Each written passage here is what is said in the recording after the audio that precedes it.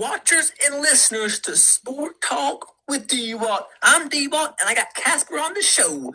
If you would, please like, share, and subscribe on YouTube, and you can follow us on Facebook and Instagram. Check us out on Apple Podcasts and Spotify. With that being said, let's get this show on the road. Oh, and we're back with episode 62 of Sport Talk with Dwat. I am Dwat. I'm here with Casper. We're going to talk about the SEC football conference, talk about some Braves. I'm going to talk a little bit of Florida, Georgia, LSU, Tennessee, and more. With that being said, let's bring them on in. What's going on, Casper? What up, big dog? Just out here, today's some great dinner. Chicken parm, baby. That's where it's at. If I could get that once a week, my goodness, that was fantastic. But out here living the dream in the garage, Wonder if this guy up here in this race car, I just saw it back here in the picture. I was scared he's ever going to race again. I hadn't seen him on a track in a long time. So maybe he'll dust the old suit off. I don't know. Oh, yeah. Hopefully, soon I'll get him back on the track there soon. So let's talk about the weekend. So how was your weekend, Casper? Man, it was pretty good. We didn't do a whole lot, just getting ready for the baby on the way. I do have one minor gripe, though, about my minor league baseball experience with the Tennessee Smoky and the Knoxville Smoky. So Friday night, we weren't doing a whole lot. I was like, I'll take my kid over there. I got on there. The cheapest ticket for Friday night's game on the resale market, because there were no tickets available, was standing room only, and it was $63. And I could literally drive to Atlanta and probably get a ticket to the race cheaper than that, like in the outfield with the seats. So that's kind of sad. Same thing Saturday. So that was pretty disappointing. And we just got come on, man. And then I know the seats are empty. The seats are empty because these season tickets that people have aren't going. It burns me up. Ticket resale. I hate it. But other than that, I didn't do a whole lot. Just kind of hung out. Ate some ice cream. Went to Andy's Frozen Custard. You ever been there? I have not. Oh my gosh, you're gonna have to come up here and go. It's delicious. I got a jackhammer. It's a concrete, and then they drill a hole in the middle of it, and they pour hot fudge in there. It's pretty good, And they sponsor NASCAR. They do. I was about to mention they do sponsor NASCAR, so that's pretty cool. Pretty cool on that. Let's see here. I'll go ahead and go with mine. Let's see here. Friday did a little fishing there, Chester Frost on the bank. I got a couple bites, but couldn't quite bring them in there.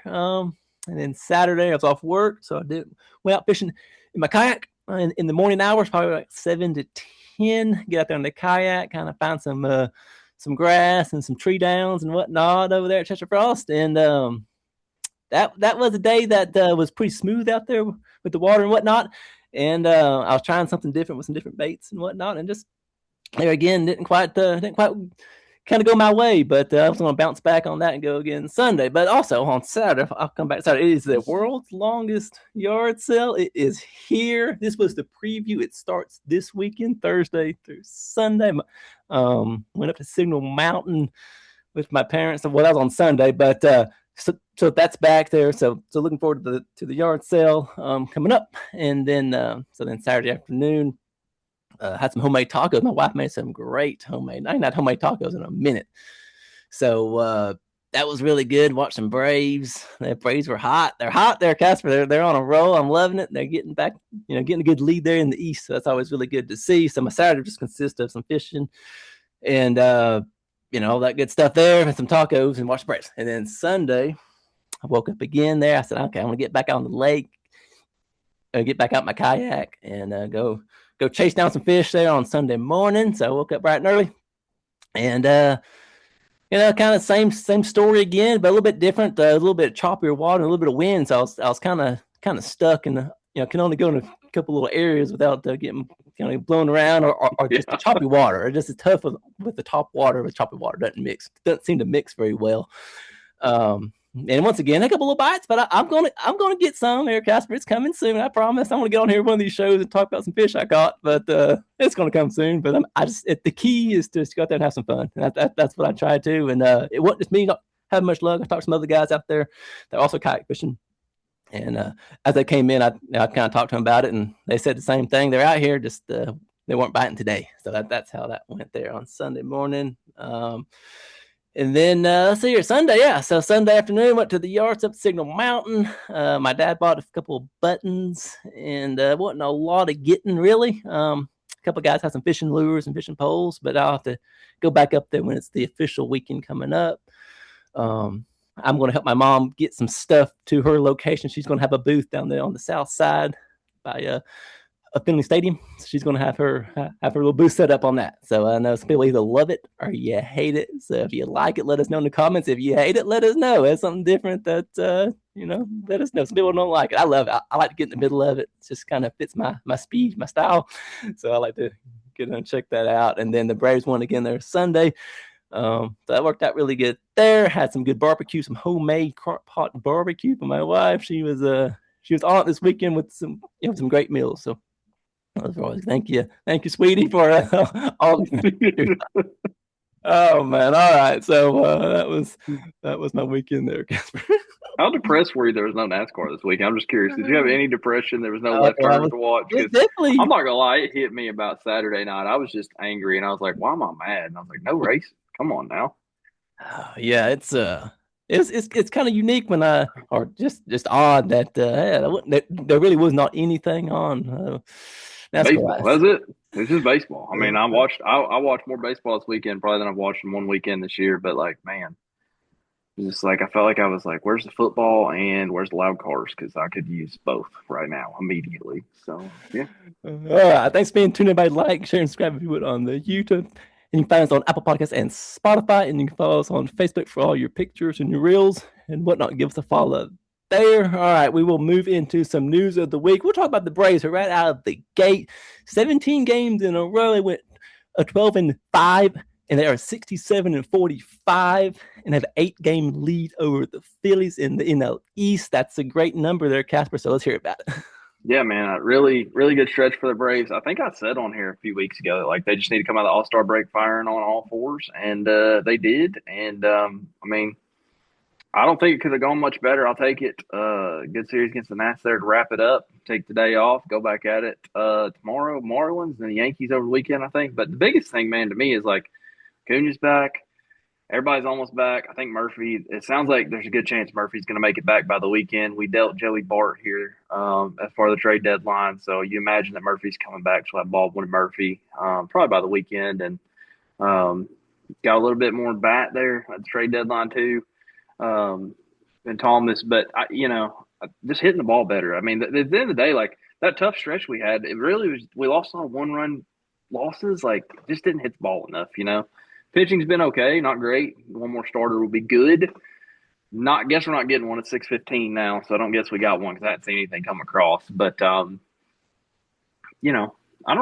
I feel like they're doing everything they need to be, and if they play like they played in that 17 games, it'll be tough to beat. That's kind of my thoughts on that. So good to see him back firing, going to the breakouts a little bit. Like, so yeah, as a fan, I didn't like how they went, but to be it was a great bounce back, and they were hitting the ball great there with the home runs on Saturday evening game. That was back to back, I believe. So they were really getting after it there with the home runs, and that was really great to see. Just home runs and hits. That's what you want to see as a fan, and that's what we were seeing. So that was really really great to see. Got the trade deadline coming up very very soon, so we'll have to see some more news. There's been all kinds of different trades here the last couple of hours, really, with the MLB. So we'll be very curious what teams are getting what, and if these teams are trying to buy or sell. At this point of the year, some teams are getting ready for next year and trying to regroup, and so I'll be have to see what names are coming and going there on that. Yeah, I mean, I think that just on the Braves note of that, like we made a lot of moves today, yesterday, really the whole weekend. We've done a good bit, not necessarily anything huge, but last time I remember making this many, we did pretty good. We kind of took a couple years off here on the trade deadline thing, so I think we're loading up and trying to get what we need to have. So I'm excited to see what we got, and like I said, it's wrapped up now, but we'll have to see. We're still podcasting, so we don't know what's going on, but we'll catch up. Oh yeah, it won't be long. We'll know what's all going on. All right, here we go. Jerry Jones might get tinted windows for his stadium there in Dallas. The sun definitely glares in there, Casper. So what are your thoughts on tinted windows coming to the NFL? I hate domes. That's what I hate in general. I think it's funny that it took FIFA to FIFA had to put curtains up to play soccer in there. So I guess that's where this is all coming from. And I saw this article the other day talking about it, and Jerry's like, I don't know, maybe I should get tinted windows, blah, blah, blah. No, like just be a man, catch football. Who cares? It'll be fine. Everybody's playing on the same field, right? Are they on the same field? Yes, I agree. Same field. All right, that's how I feel about it. They're on the same field, so just leave it alone like it is. That's my opinion. I say the opposite on that one there, Casper. The sun's it's tough. It's a very, very tough sun. It's just how it was built, and the angle of the sun it comes down. And if they had the tent, then it might be just fair for everybody, and then you don't got to deal with the sun blasting in you. So I'm definitely on the side of yes, on the same field, but give them some tent. They deserve it. I think those guys deserve some tent. They make millions of dollars to play football. They don't deserve anything. They're all on the same field. They need to start playing in the snow and in the sun again. We don't need any help. They're fine. Quit being a bunch of crybabies. That's my opinion. That is true. They're grown men and they make a bunch of money, so the sun's gonna be in their eyes. What they should. That's probably how it should be, honestly. But give me some 10. I think it'd be good. All right, sounds good. All right, let's move on to this is the SEC preview show right here on Sport Talk. So we're going to jump into it with some of the best teams that we think are in the conference. So, Casper, I'll let you go first. What are the best teams in the conference? I mean, just kind of start off. I think the number one team, I think we're all in agreement on. It's like Georgia's going to be really good. I mean, I don't know how I hate to get on here and talk about that, but I mean, they're going to be tough. Kirby's a good coach. They just dig. Somebody gets hurt, somebody screws up, they just go for another 5-star, 4-star, whatever. They got them all. So, I expect them to be pretty good, and I feel like they got a pretty good schedule draw this year. So I expect them to be right up there at the top. What about you? Oh yeah, give me Georgia. I think they're a great team, and you definitely got to watch them. Give me Alabama. I think they're always consistent. They know how to win. I think each year they're just trying to get a little bit better, which they were great in the past, but I think some things have kind of got caught up to them on the other teams. But Alabama's going to be a solid team to watch. And LSU, a lot of talk about Kiffin and this all kind of hype when it comes to LSU. But I guess my biggest thing is, can we see them back up all this talk? Can they come out here and win games and win by touchdowns or more? And can we see them come out and dominate? Or is it going to be a little bit of a slow start there for LSU? I guess that's kind of what I'm curious on my end. Yeah, I mean, for sure. I think Lane Kiffin at LSU is probably one of the biggest stories in the SEC. I think the two biggest stories are that, plus the one we haven't mentioned yet, the big ugly arch over there. I think, what's Texas got? Texas should be a really good team too.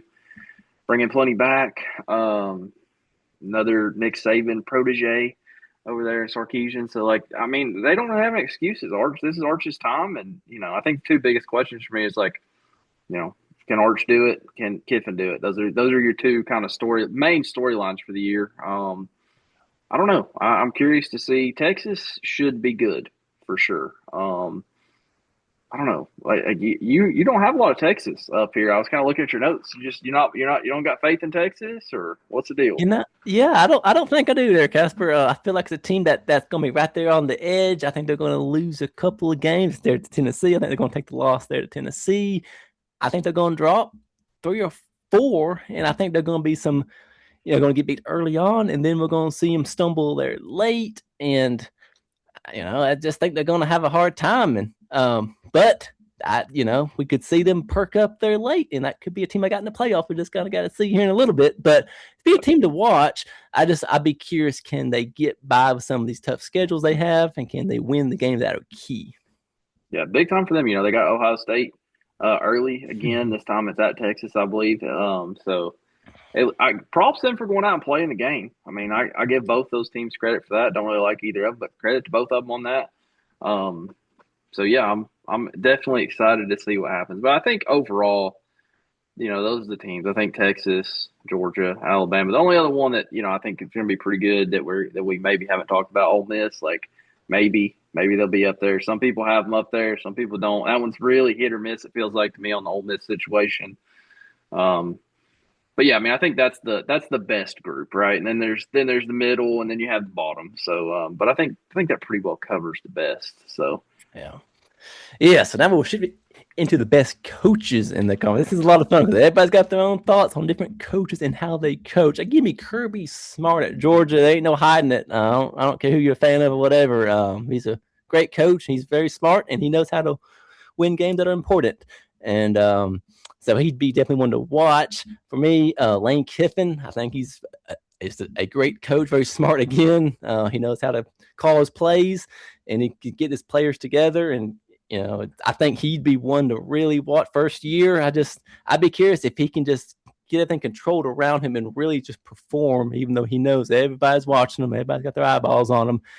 Can we see Kiffin really just go out there and win football games? And here's one that people may not think, but Mike Elko from Texas A&M came from Duke. There had a great season there last year. He's got that team behind him, and it'd be cool to see them, get 10 plus wins this year as well. It's a team that maybe gets forgotten about for some reason, but I think it'd be a team to watch, and I think he's a great coach as well. Yeah, I think Texas A&M. I really like that. When I saw your list, I was like, that's pretty good. I guess for me, best coaches, obviously Kirby. I'm gonna put Sarkisian as number 2. I just have to. I'm sorry if you're under Kiffin, or not Kiffin, Saban, you know what you're doing. So I mean, I think that's probably 1 and 2. And I obviously I'm a little bit homer here, but give me old Josh Heupel. I think he's underrated coach, for sure. And I like the attitude that he has with his players and trying to keep them in line and all that. Then I think the one that nobody's talking about is the coach, like potential, like most improved or whatever you want to call it of the year is going to be Alex Golesh at Auburn.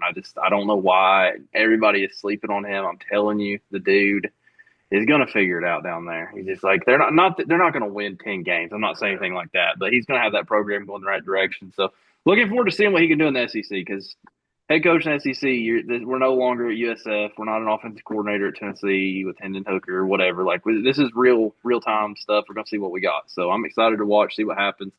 I feel like the SEC is better when Auburn is good. It makes things better, because then Alabama might lose, right? So that's my kind of like back of the pack that nobody's going to pay attention to, but I'll be looking.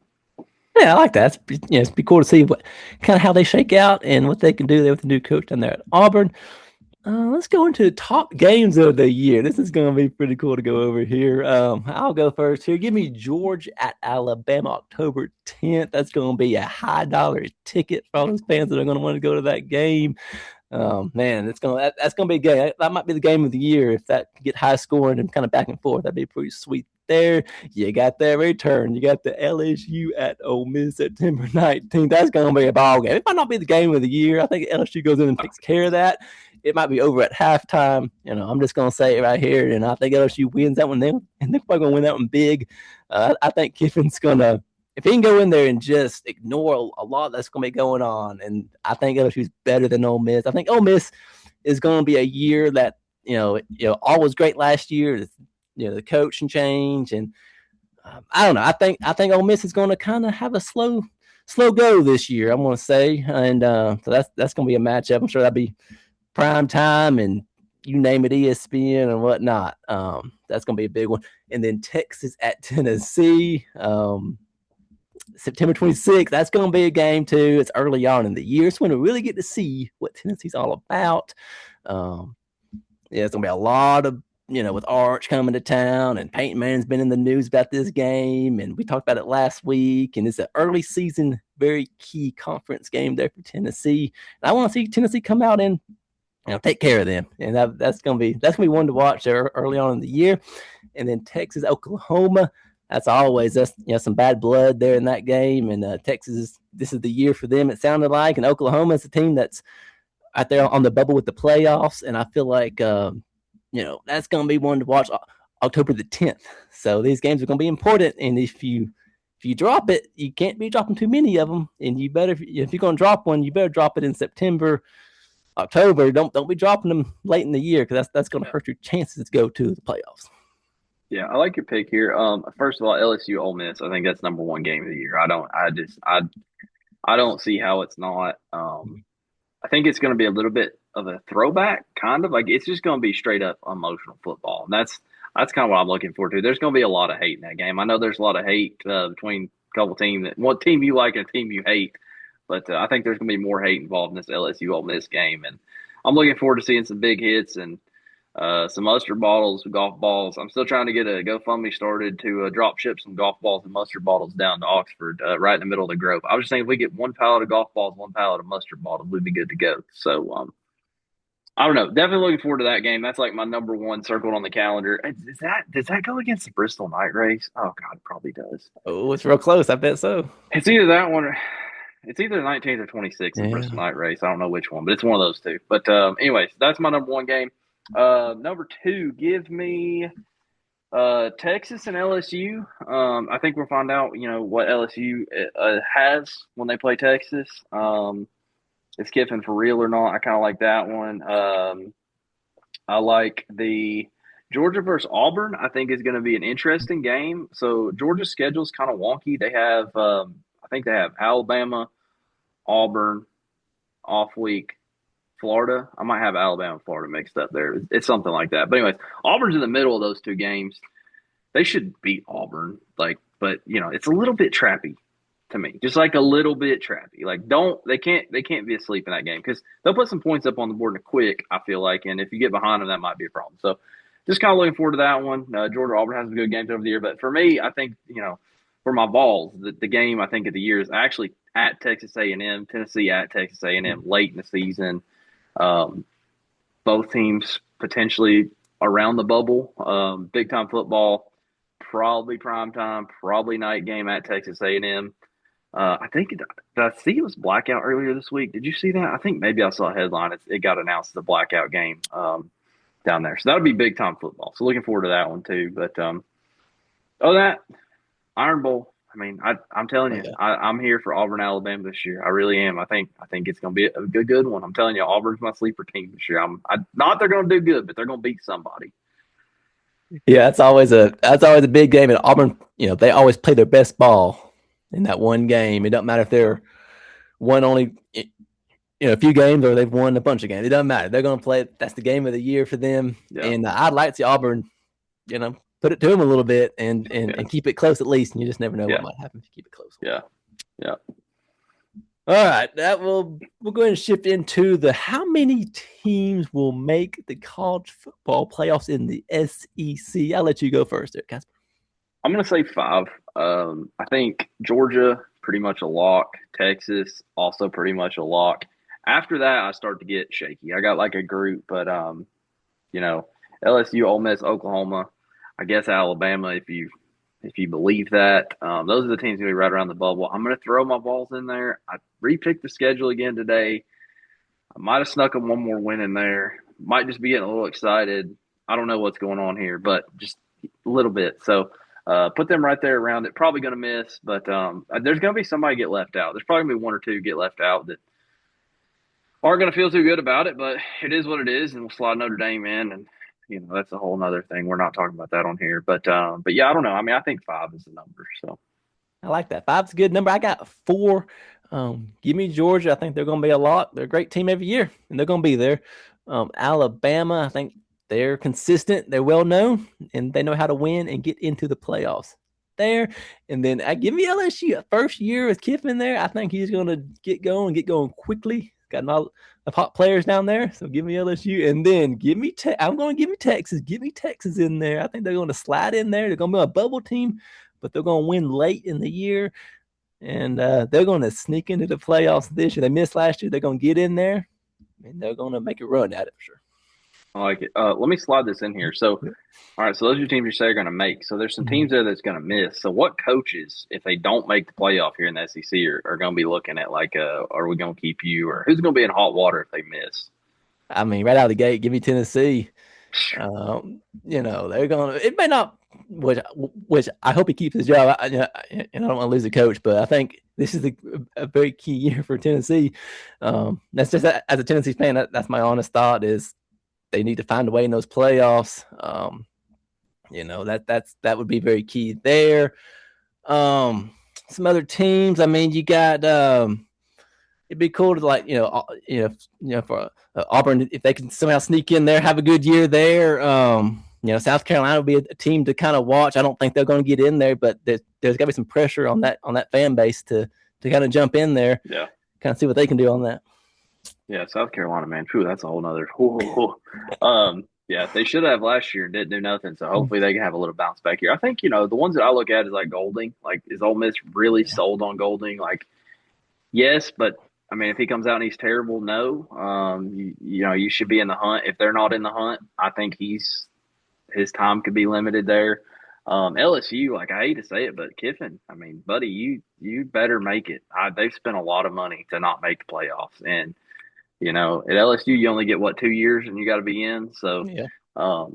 We'll see. It's another test for Lane. He usually rises to the occasion and gets him in there. So we'll see what happens there. But yeah, I mean, Heupel doesn't have to make the playoffs, I don't think, but he does need to at least be in the conversation. If he's not in the conversation, you might be right. I hope that we're not firing a coach, but that's a whole other thing. Again, like I said, I think he's a good coach, but yeah, I don't know. I mean, I think it'd be interesting to see. There's going to be a bubble team. There's going to be one or two that they're going to feel like they should have got in and didn't. That's just a conversation we have every year, and it doesn't matter how many teams we put in playoff. It's always going to be that way. So, yeah, I like it. All right, let's see here. Who will be the SEC champion this year? I'll go first here. I think it's going to be Georgia versus Alabama in the SEC Conference Championship game, and give me Alabama to bounce back and be the champion this coming football season. Go ahead, Casper. I like it. I like you taking that bold Alabama SEC versus Georgia championship, like it has been for 27 years and probably always will be. But not so fast. Give me Georgia Bulldogs versus Texas Longhorns in the championship game, and give me Georgia. I legitimately think Georgia's probably 13-0 after this championship game. I just don't. They're going to win a lot. No, I agree with you there, Casper. They're a tough team to beat, and they got a good schedule, so we'll see how far they can go there.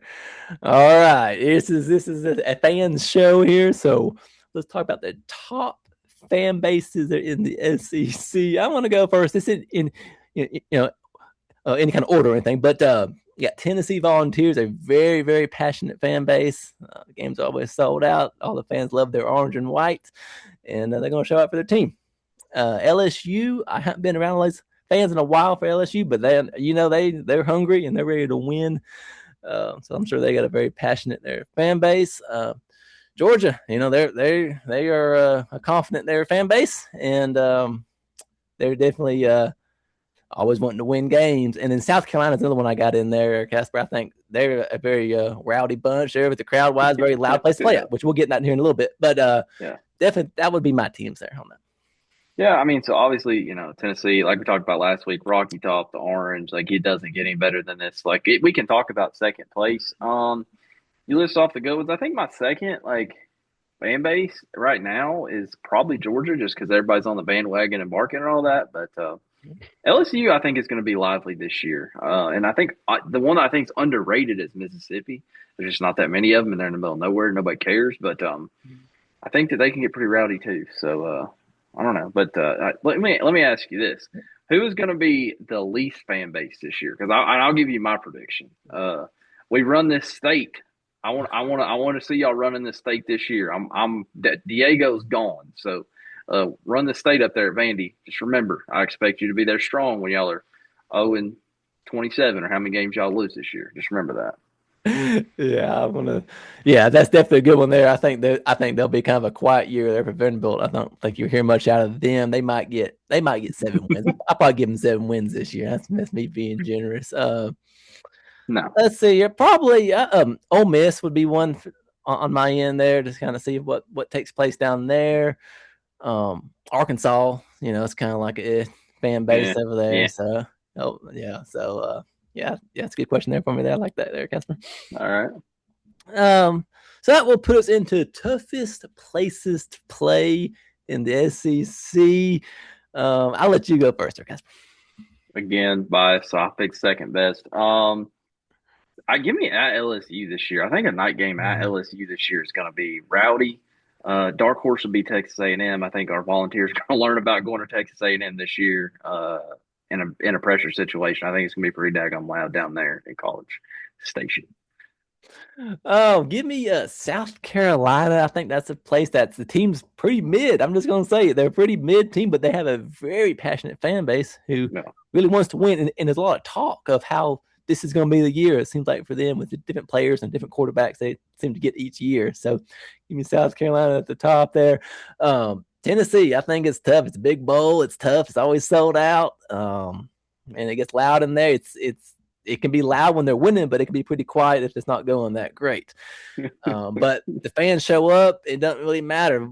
They're going to be there. They stay the whole game for the most part. They seem to always somewhat stay there. I feel like as a Tennessee fan, if I want to go, I'm going to stay. It doesn't really matter how it goes. But in Alabama, it's tough to win. It is tough to win at Alabama. You got to be really good to go in there and win.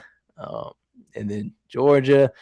It's one of those that it can get real loud in there, and I know as a Tech fan, I know how that goes to play there, and I know how to, I've gotten some wins there at Georgia for, but at least there too. But it's tough to go in there and win at night. It's tough, and it gets electric there.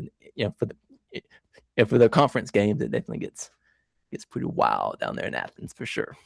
Yeah, well, Georgia's piping in that sound to cheat so they can break that record we got on them, so that's fine. But Alabama, that's an interesting one. I was just thinking about when you're talking about nobody ever mentions really that it's a tough place to play, but they don't lose, man. They win a lot. I don't know why it doesn't have it doesn't have that rowdy atmosphere talk about it for whatever reason compared to some of these other teams. I've never thought about what you're talking about, but just it doesn't.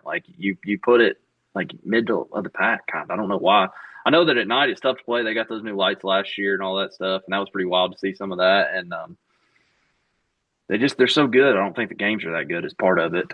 They just beat everybody. So maybe that's part of it. But yeah, I actually like that one. That was a good one. I've never really sit down and think about Alabama being a hard place to play, but it's tough to go down there and get a win. And then I saw a stat, I think it was last week, of the loudest team is Tennessee Volunteers have the loudest stadium by the decimals was the loudest. I saw that last week. So. I was there. It was when he took that lead against Georgia and then we got killed. When he scored that opening touchdown against Georgia on that absolutely just botched defensive assignment there, we just tore that 75-yard touchdown. It was wild. My ears hurt for 3 days, and we still lost. But hey, at least we're loudest. That's right. It's a good stat to have. I like that. No. Oh, man. All right. The worst team in the conference. I'll go first here since you've gone first here. That's a little bit. Give me Arkansas and Mississippi State. Those two are kind of the bottom of the barrel. You think they're, fan base wise, you think that they got to be ready to win. And eventually you get tired of winning not many games each year. But those would be the two teams that we'll see if they can kind of bounce back and find some players and find some money. And start having better luck here soon, hopefully. Yeah, I'm going to go Kentucky for that worst record in the conference this year. Kind of just tough schedule. They got Alabama early, and it just don't look up from there. And then my dark horse sucky team of the year right here, Missouri. A lot of people are up on Missouri. It depends on a lot of it depends on if that dude plays Hardy, running back. But I mean, man, I don't know. I going through their schedule, I just didn't feel good about Missouri, so I'm gonna put them right down there in the dumps with the worst of them this year. So that's my dark horse bad SEC team, but I think Kentucky's gonna be terrible. Yeah, that's very very true point there. All right, the toughest schedule. What team there, Casper, has the toughest schedule? Okay, so nobody's talking about it because they're supposed to be good, but Texas, if you pull it up on paper, Texas currently has the toughest strength schedule. It is what it is. I mean, they got a lot of big games, and hey, Arch, do you think, buddy? I think the Ohio State non-conference game. Most of the SEC is playing absolute nobodies in a non-conference game. So,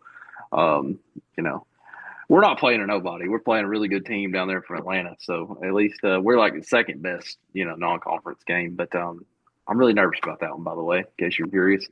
But yeah, I mean, I think Texas and Missouri, they kind of got a bad draw on schedule. But yeah, that's probably the two. Yeah, give me a Missouri. I think they got a tough schedule there, I believe, and Oklahoma. They got a couple tough matchups there. So we'll have to kind of see how that goes. But their team, if they can win those games, then that might help them get locked into the playoffs if they can win enough games because they had a tough schedule. So the perk to having a tough schedule is if you win them there, Casper, then it goes to your advantage.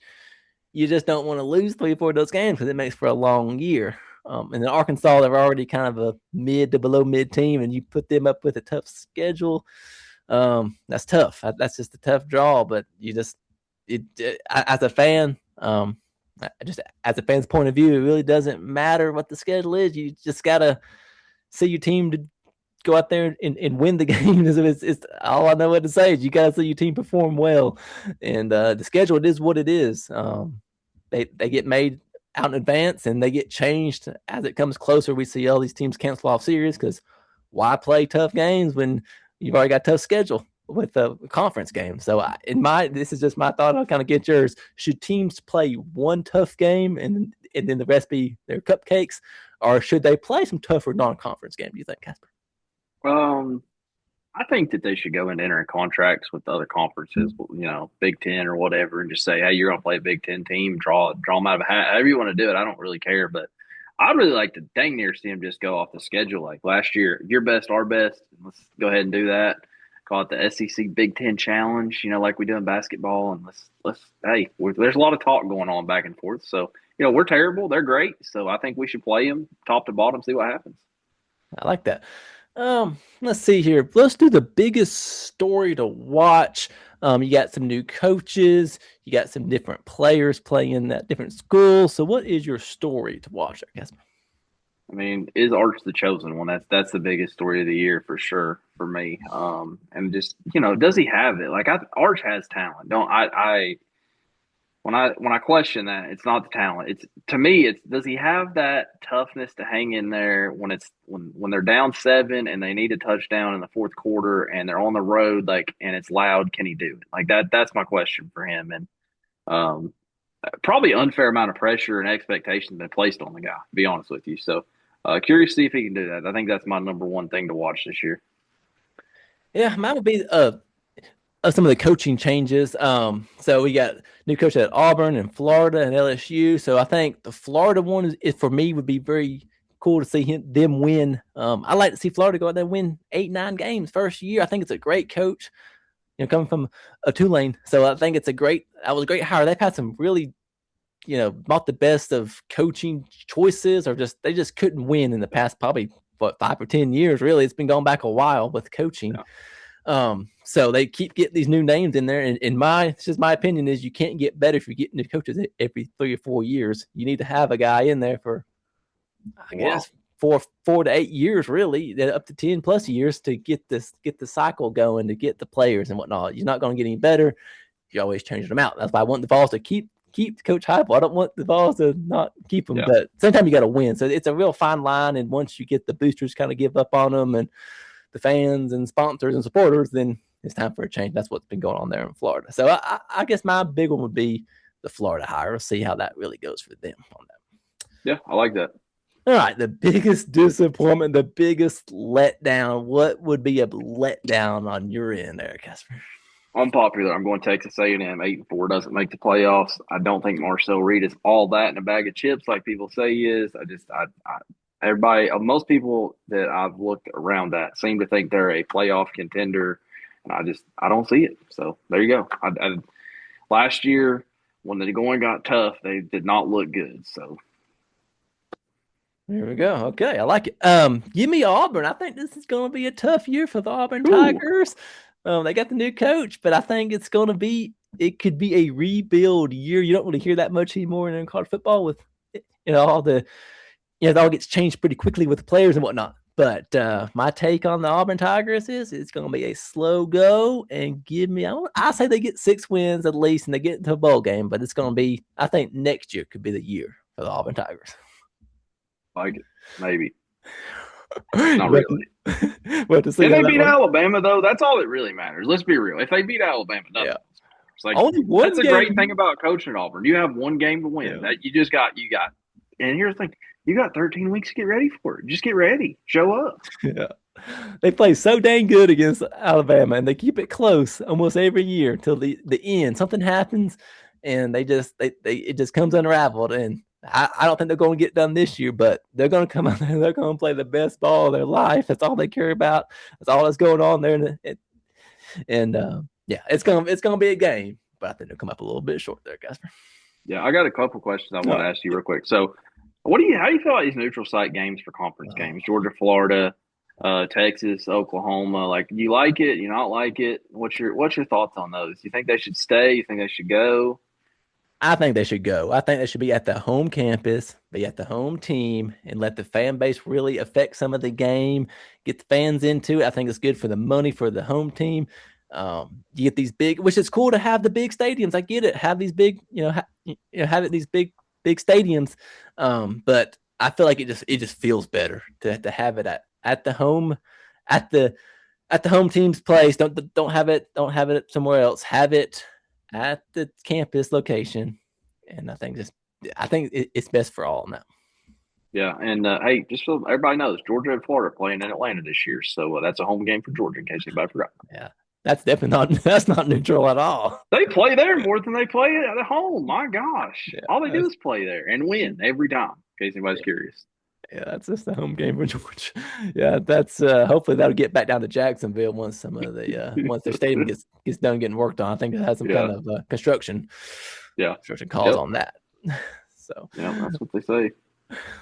All right, we'll go into what team hired the best coach for this coming football season. Casper, I'll let you go first. 100% Alex Golesh at Auburn. It's not even a question to me. I wanted him here. Everybody's probably say Kiffin, but I mean, I think Golesh is the man. I've been on his team the whole time. I'm going to stick with it. I borderline would have been okay to get rid of Heupel last year for him. That's how I feel about it. But there we go. I like it. Give me Florida. Give me John Summerall. I think he's going to be the man down there in Gainesville. They finally got the guy they wanted. I think he's a great coach, very smart coach, and he can get his players in. And I think they will support him. And I think it's going to be a great year for Florida. It's going to be tough. They just got to get past some of these teams that they've had a hard time with in the past. But I think they got the money, they got the fans. I think they can really get it together. So give me John as the coach. I'll say coach of the year, but I think he's going to be a great coach this coming season. I like it. So one thing for him, how disappointing does it have to be him and not get to play Tennessee this year? Like, again, like you're coming in, your expectations are meh. Like you don't get to play the rivalry that if you win, everybody's like, oh, we love you forever. I mean, how does that have to feel for them? Yeah, it's definitely a game, that they should be playing Tennessee for sure. And hopefully they get back to get these schedules figured out where teams that's played in the past for many years. You got to get it. It's got to come back to how it was. I feel like some kind of way. I know there's all this change in college football, and you got to find a way to kind of bring back what was in the past a little bit and mix the past with the future and now. And I think all the fans would definitely be all for it. I think. Yeah, I'd like to go to like one or two non-conference games, just play conference.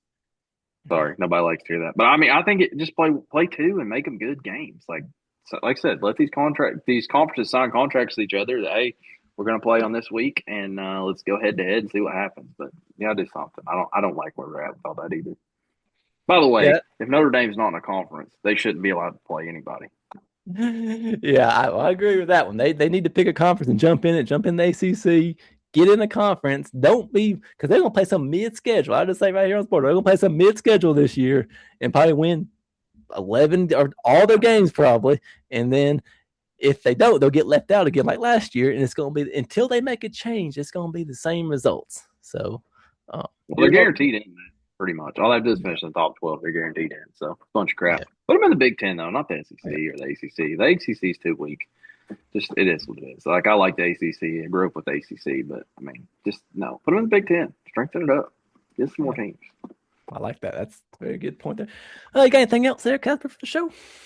Just looking forward to football, man. I'm ready to hear some pads crack and all that. Some of these games are going to be hot. We were talking about that. That Texas-Tennessee game, buddy, I mean, it could be 95 degrees to kick off that baby. So, don't love that 12 o'clock kickoff. Hey, the game. I played the game. The daggum game knows that's supposed to be a night game, but for some reason, ESPN thinks that's 12 o'clock kickoff. I'm off of it. I'm done. I'm gonna say it again, but it's stupid. So the first game is the 29th. You got the Tar Heels playing TCU on sure, that's gonna be close. Saturday. 8:29. So it's here. We are officially in the football month. That's why we're doing all these talk shows here for college football. So that's why we're on here doing some previews because it's coming up. Yeah, it's coming up very, very soon. It won't be long. Oh yeah, give me the Horned Frogs by 52, just for the record. There we go. Which there'll be some more of these shows coming up very soon. We got the Titans. We're gonna do. I have Casey on here to talk about the Titans. We're going to do Georgia Tech with my dad here very, very soon. I want to get that lined up with Dad. So if you tune in the show, Dad, it's your turn. It's your turn. I've been waiting in line, but it's coming up very soon. We'll preview the ACC with some of these same type of questions, and we'll do Georgia Tech, and it'll be a lot of fun to see what his thoughts are on that. All right, you ready to move on to the picks there, Casper? Oh, yeah, let's do it. All right, here we go. So Dwat got the win there last week, so it is 22-18. Dwat, I got a question right here on the show. So, what is the prize for me there, guys? So, what are you getting me for being the champion? No, it's your show. You got to come up with your own prize, big dog. That's I'm hoping I can make some ground up on some of these NASCAR races. I don't know if you saw what I did down here, but I did a little sneaky one on you. And took your boy. So I saw that. You took my boy right away from me, but you can have him. Oh, but I've been waiting all week to ask you that question. What are you getting me? But it's my show, so I got to get my own something. Yeah, that's right. I do agree with that. All right. So D-Ball got 2 of 3, and Casper didn't have much luck on his picks. He missed all of them, but I won't go over all these. But it's kind of like you fishing in July, you know. Oh, there you go. That's something a big goose egg. All right, and we will move into this week. I'll let Casper go first. I'll give me the Braves Tuesday night over the Marlins. Give me the Liberty over the Storm on Wednesday. I don't know why I'm picking WNBA, but I just felt like it. I'm going big. Give me the Braves over the Yankees Sunday in New York. NASCAR, I'm going to go Ryan Blaney because Penske's going to dominate on this track and also at Loudon when we get there. So just go ahead and give me Blaney. I like it. Here we go. That's good. I like it. Let's see here. So give me the Smokies at the Lookout. It's a fun game because I'm here in Chattanooga and Casper's in Knoxville. So give me the Lookout. That is Saturday night. I will be at that game. I'll go into some of that detail here in just a second. So give me the Lookouts to win. They're on a bad stretch. They've been losing a bunch. I hope they get turned around. Marlins at the Braves. Give me that Tuesday night. Give me the Braves there to get the win there. It's Miami. And then the Fever at the Sky on Saturday. Give me the Fever to get the win. There's some WNBA in my NASCAR at Iowa. I'm glad NASCAR's back this coming up weekend. Give me Joey Logano, the Shell 22. Shell Pennzoil 22 car is going to put it in victory lane. He's been running good as of late, and he's going to keep it going there. Casper and Team Penske is going to finish 1, 2, 3, starting with Joey. And then I give me Blaney, then give me Cindric. I think it's going to be a 1, 2, 3 finish. They're going to dominate at Iowa. Cindric can't finish the top 5. You're going to have to repick your Tuesday, though, because I already picked that. So you'll have to try again on number 2. I'll change. Okay. You'll move it to Wednesday? Yeah, I'll change it to Wednesday. Okay. I'll change that one. And then, let's see here. One last thought. I'll get one there, Casper. Yeah. If I'm not here, it's because I'm having a kid. It's been a great time. I'm coming back, obviously, so don't miss me too much. But if I miss the show at some point, that's why I'm excited about it. And looking forward to that. Looking forward to wearing a lot of this orange, baby. Oh, and there's a Hattie B's coming to Knoxville, Tennessee. Everybody in Knoxville, go eat some Hattie B's hot chicken. It's delicious on the strip. Go to the game, get you some hot chicken. That's what I do. There you go. I like that. Let's see. I will be at the Chattanooga Lookouts game this Saturday night with my work. We're having a work family day. It is, and also, so there's a car cars being given away. It's used car night. He's used car night at the Chattanooga Lookouts. I went in the past, and they gave away a car at inning back then, and I think they're still doing that now. So, hey, you never know. I might come on a show next week and have a car in the background. You just never know what's going to happen. So I'm looking forward to that. Seeing all my good buddies from work. I get to see them after hours on the weekends. Who doesn't want to gather with your coworkers on the weekends? Not really me, but I'm going to, and it's all you can eat buffet. So what is the over/under on the hot dogs that I eat there, Casper? You got to guess. So if they're paying, I want 9 hot dogs, 9 beers, 9 innings. Be a man, get it done. Go 9 for 9, baby. Give it to me. Yeah, that's good enough. I want to eat all I can. I'm going to lay into it. And hamburgers, hot dogs, sides. Oh, yeah, it's going to be. Now, put the sides down. You just need a hot dog and beer. That's it. Nothing else. That's it. Keep my hands full of the beer and the hot dog. That'll be good to go. Oh, man, it's going to be a fun one. All right, now we're going to close it down. Thanks for being tuned in. Everybody like, share, and subscribe if you would on the YouTube. Add to your library on Spotify and Apple Podcast. If you got any fan mail, you can put it in the comments below from any kind of the scheduling or the coaches or whatnot. Let us know in your comments on that. Follow us on Facebook and Instagram. Facebook's probably our best one there with all the reels and the pictures and whatnot on there. Thanks for coming on, Casper. Hey, thanks for having me. I just want everybody to know Georgia Tech is way better of a team than Furman, just for the record. With that being said, we're going to say hammer down and see you in the next one. Later.